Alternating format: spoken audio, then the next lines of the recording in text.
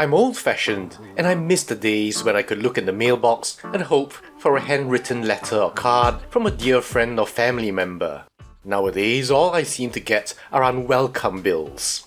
So it's a big surprise to get a box today I wasn't expecting at all.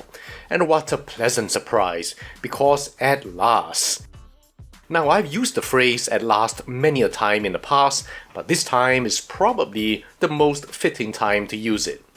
That's because finally, after many trials and tribulations, Kevin Miguel has finally brought his Kickstarter Ramses, the Spinosaurus, to fruition and to our doorsteps, and here it is. A fresh departure from the white box that seems in vogue today, we have a black themed box, which is not just a classy look, but contrasts so nicely with the light grey of the model. On the side, you have some shots of the model itself.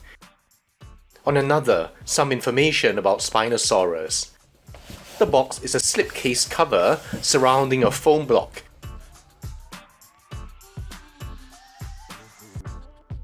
And inside, just look at it. Even in the very dark shadows, that light grey-white looks like a creature lurking in the shadows, but not for long. Here it is. Now, just the overall look is very impressive.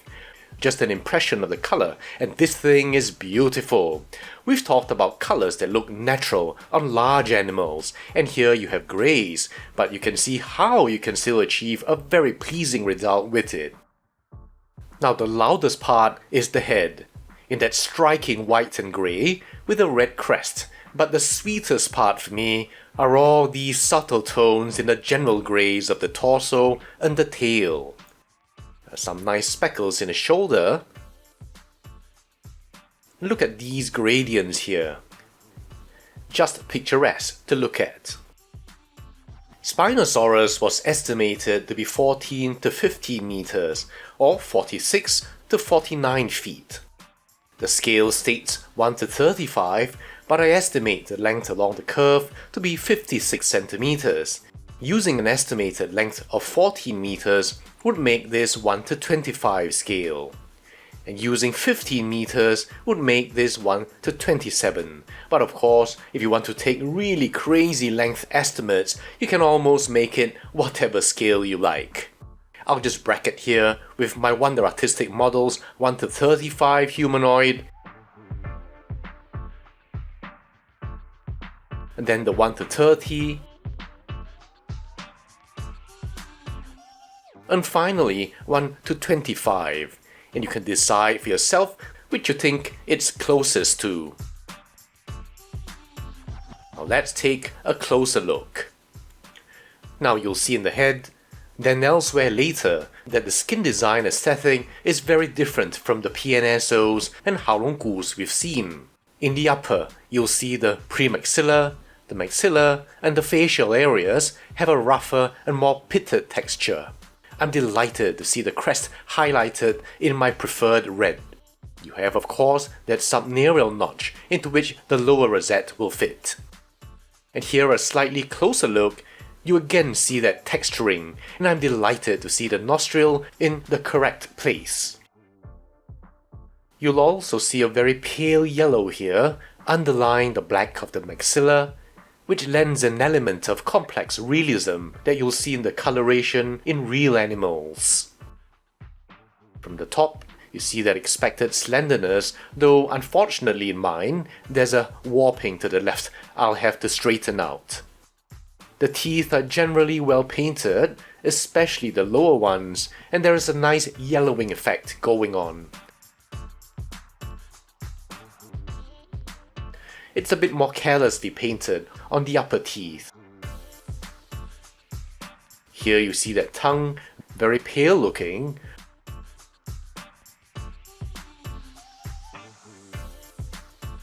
But from here, unfortunately, you see an odd kind of joint where the mandible seems to have been keyed in. And here in the throat, you can start to see tiny ovoid scales. How they even line the fold ridges as well as the vascularity bulges.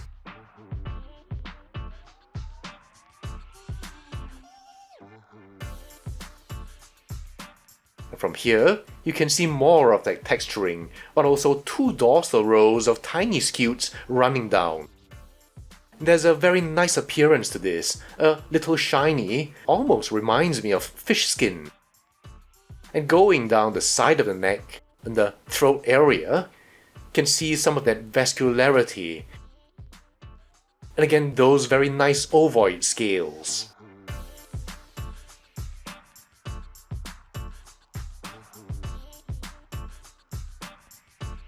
Another shot from the top of those scutes going down.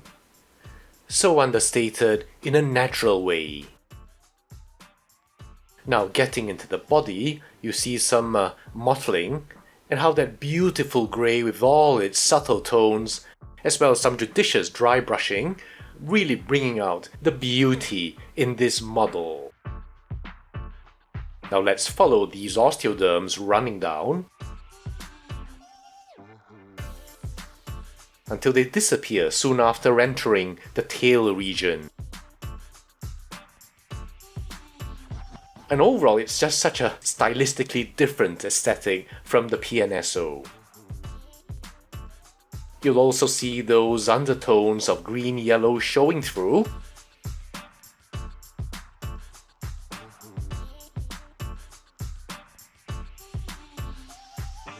In the belly again, the scales adopt a rougher look. Very nice vascularity in the belly region. And on the left side, you will see the mottles are actually darker in color than on the right, so it's not all uniform, and so has a very natural appeal to me. Again, the textures in the skin and the belly area.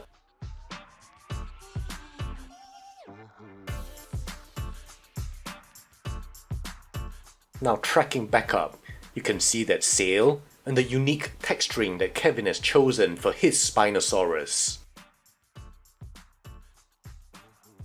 I'd almost describe it as a combination of wrinkling and scaling.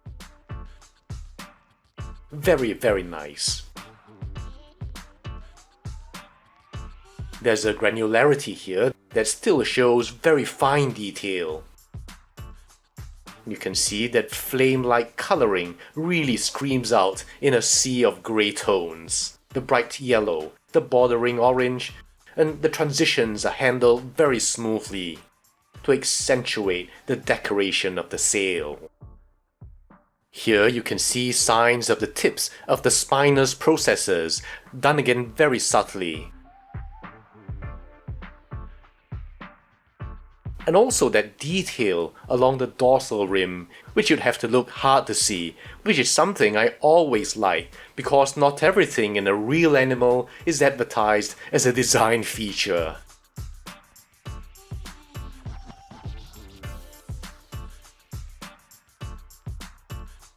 Now in the arms is where you'll see more of that glistening, I almost want to say fish skin effect. The texturing is beautiful all the way down the arms to the fingers.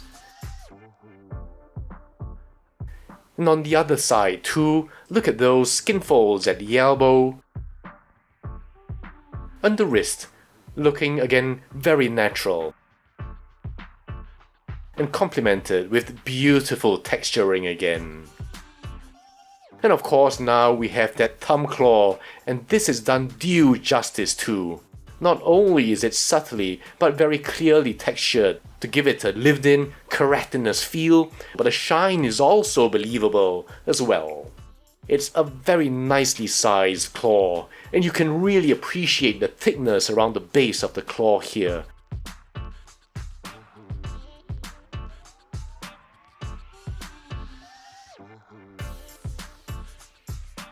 Now the hind limbs, and going down the hip and thigh, you'll see that same pleasant mix of scales and wrinkles dressing the thigh. I just want to say here again how beautiful that blend transitioning from the dark grey to the almost white or pink grey is. The leg wrapping around those wonderfully sculpted muscle bundles.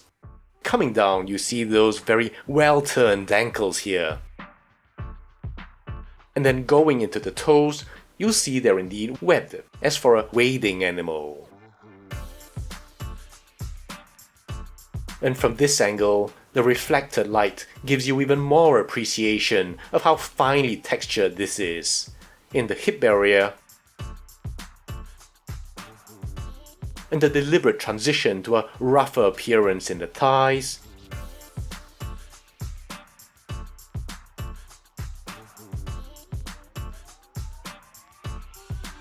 and again, those beautifully formed toes. Now interestingly, you can see that on this foot, the webbing is incomplete, almost like it's missing or has undergone some injury.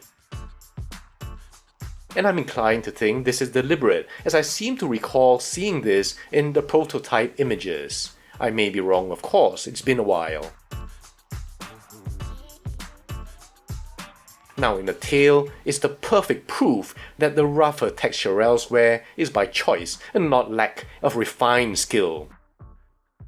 You can see how beautifully and exquisite these scales are, almost all of which are slightly different in one area versus another, and how intricately they fit together into a very fine mosaic of tiny pieces. The pedal-like tail was a highlight of the newer ideas about Spinosaurus, and this is definitely a showpiece region that's done the finest justice too. From here again, you see the subtle infusion of other colors that just suggests to you that this is a very real animal indeed.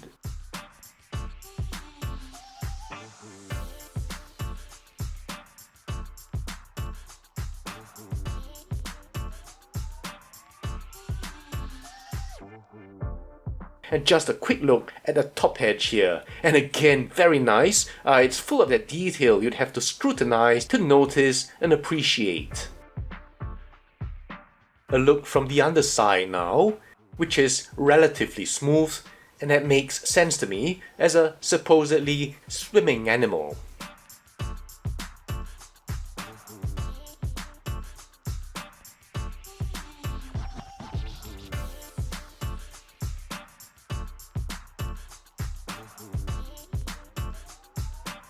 Alright, now the base. Just like in the model, you'll see all kinds of subtle tones and hue differences. Now this maybe represents some mud embankment with a reddish-brown substrate. Now my geography is total shit, which is why I wouldn't have made it as a paleontology student, but one of you can advise me what kind of environment this might be.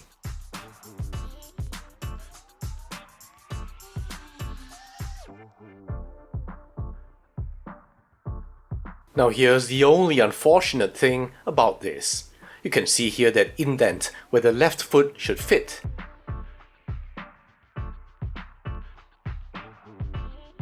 And you can see that it's not a perfect fit. But even more, you'll see on the right here there's a total mismatch, and there is no way to secure the right foot in place. Now I don't know if this material can be heated and reformed, and maybe it's just mine. Right now, I have to rely on support on this hand here, which seems to be strong enough and I think it will hold, but I'm not sure if there's something I can do over here. But man, just looking at it from here, it's just so distracting because it's so good looking. I love these mottled here. Now, this isn't medical advice, but I also just realized that a PNSO stands might work. So I might get someone to fashion a more solid version of this for me. It actually does support it quite nicely, but trust me, don't rely on this. This is not going to be stable for long. Now then, some comparisons. The most obvious one would seem to be the PNSO Spinosaurus. But alas, the size differences actually makes it a bit weird to do that. They're just two very different models, in very different scales, and in rather different design aesthetics. And here the size difference is especially obvious. But both are beautiful models to have in their respective scales. And likewise, it completely overshadows the latest PNSO baryonyx, with the PNSO suchomimus just a bit bigger. Now, one consolation of this large size is that it does scale a bit better with one of my favorite Spinosaurid models, the 1/20th scale Dino Hazard Irritator. So this beautiful guy isn't going to be so lonely now on my Spinosaurid shelf. As always, for your reference, the PNSO T-Rexes Wilson and Cameron. So that's it for the Mesozoic life Ramses Spinosaurus. It's been a long journey, and as someone who used Kickstarter a lot years ago, I was fully prepared for delays. Now anytime I see an expected delivery date, I extend it in my mind by another 50%. Miguel, the creator, has been fantastic, updating us every step of the way, for every change and every hiccup. Having been scammed before, it's always a nice surprise to find my faith on Kickstarter justified. I sure hope he has a team working with him, because I can't imagine the amount of work and stress that goes into something like this, handling the logistics, replying queries, and having to liaise with business in China. You can tell I'm very pleased with the result, and even though this model is effectively at least 3 years old in design, the texturing still holds up, and that color and that pattern. Now you guys know I'm not into theropods at all, but if I ever needed a centerpiece Spinosaurus, this is the one I'd fill that role with. Now Kevin was one of the first to decide to offer a bipedal interpretation at a time when swimming or quadrupedal Spinosauruses was all the rage. I'm sure he's learnt a lot from this experience, and I'm looking forward to his next offering. But please Kevin, if you're listening to this, take a break. Let me know what you guys think, and I'll see you in the next video.